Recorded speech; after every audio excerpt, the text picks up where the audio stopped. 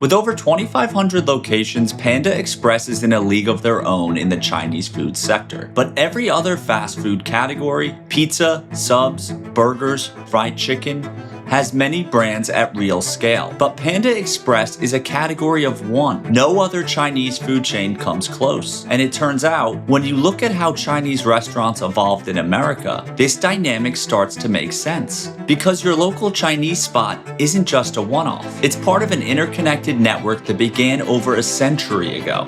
A chain of independence that by design made it unlikely any real chain would rise above it. So the question isn't just why Panda Express has no national competition, it's also how did they succeed in spite of what they were up against. It all starts in the 1850s, the dawn of Chinese restaurants in America. By 1850, the California gold rush was in full swing. It sparked the largest migration in United States history, as people from all over the world flocked west in pursuit of life-changing riches. News of the gold rush reached China, and immigrants flocked to San Francisco, but not to mine gold. They decided to provide services to the miners, chief among them, restaurants, which quickly gained them respect for their work ethic, and their restaurants became popular due to their cheap prices while also serving some of the best food in the city. But as the gold rush wore on and the resources in the gold mines dwindled, the Chinese became a scapegoat, a group to blame for the lack of wealth to be found. This prejudice culminated in 1882 with the Chinese Exclusion Act that suspended immigration of Chinese laborers and declared Chinese immigrants ineligible for U.S. citizenship. This wouldn't be repealed until 1943. And it's in this 60-year period that Chinese immigrants in the U.S., with nowhere to turn, would build what to this day is the strongest decentralized network of restaurant operators in America. I know even when I was a kid, remember we traveled anywhere in the country, there was one Chinese restaurant, or at least one Chinese restaurant in any city of any particular size. Actually, what happened is the Regional Chinese Association basically assigned territories. Regional associations are the backbone of Chinese restaurants that began forming after the Chinese Exclusion Act. With zero job opportunities, many Chinese immigrants turned to restaurants for income. These regional associations formed so that any aspiring restaurant owner could learn the right recipes, be connected with food suppliers, and most importantly, be guided to the specific town to open in to avoid competing with their fellow countrymen. The result of these associations' prevalence was a network of family-run restaurants that had different branding, but the same exact menu and food. From chop suey to General Tso's, when a dish became popular, it would become standardized throughout the network. By the 1940s, there was already 4,300 independent Chinese restaurants in America, which, to put into perspective, is about the size of Little Caesar's US footprint today. And it's estimated that by the 80s and 90s, this number reached 40 to 50,000, over double the size of Subway's US store count today, triple McDonald's, and 6 times Domino's. And at this same time that Chinese restaurants were booming independently, fast food was having its own gold rush, as many of the biggest food franchises today began expanding rapidly in those 4 decades. But despite the popularity of Chinese food,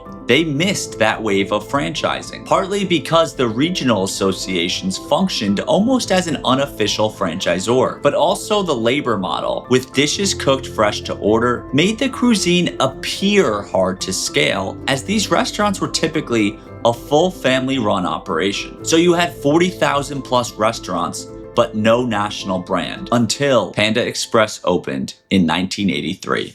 Founded by Andrew and Peggy Chung, the owners of Panda Express to this day, they met in the 60s at Baker University. Peggy would get her master's in computer science and a PhD in electrical engineering, an education that would prove crucial later on, while Andrew got a job managing his cousin's restaurant. And after discovering his love of restaurants, opened his own in 1973. 9 years later, he opened a second location, the year that everything would change for him and Peggy, when a real estate developer, Dan Donahue, approached them about converting the Panda Inn into a fast food model for a mall in Glendale, California. Peggy quit her full-time job to help Andrew, and their success in the mall became the blueprint they'd use to build a national brand. First, they switched to a prep and hold cooking model, essentially inventing the Chipotle format of fast casual a decade early. Next, Peggy used her expertise in software and electronics to build a custom computer system. This functioned as a full-fledged point-of-sale system and data management that tracked everything from inventory, order popularity, customer feedback, and more. Companies like Microsoft were barely a few years into their journey at this time. So this computerized system was an incredible feat at that time for any restaurant brand,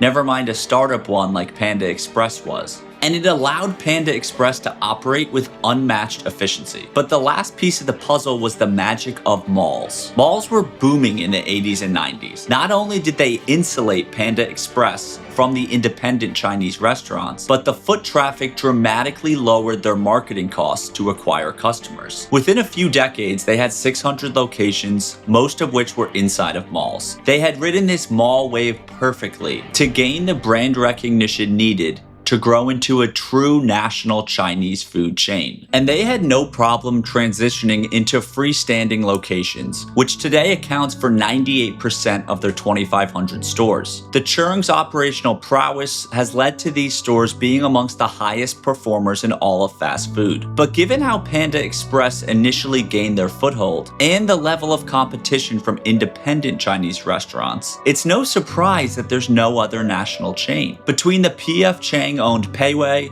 and a few small regional players, no one is close because no one can replicate the circumstances that enabled Panda Express to become successful in the first place. But that hasn't stopped major restaurant brands from trying over the years. Darden, the owner of Olive Garden, launched China Coast in 1990. Brinker, the owner of Chili's, opened 18 locations of Big Bowl in the early 2000s. Even Ruby Tuesdays, at their peak, tried scaling a brand called Wok Hei. All of them failed. Because the reality is, you're not just competing with Panda Express in this category. You're up against 50,000 Chinese restaurants who may have different names, but they're serving up the exact same orange chicken, General Tso's, and more. If you enjoyed this video, subscribe for more like it. And if you're interested in franchise ownership yourself, get in touch via our website.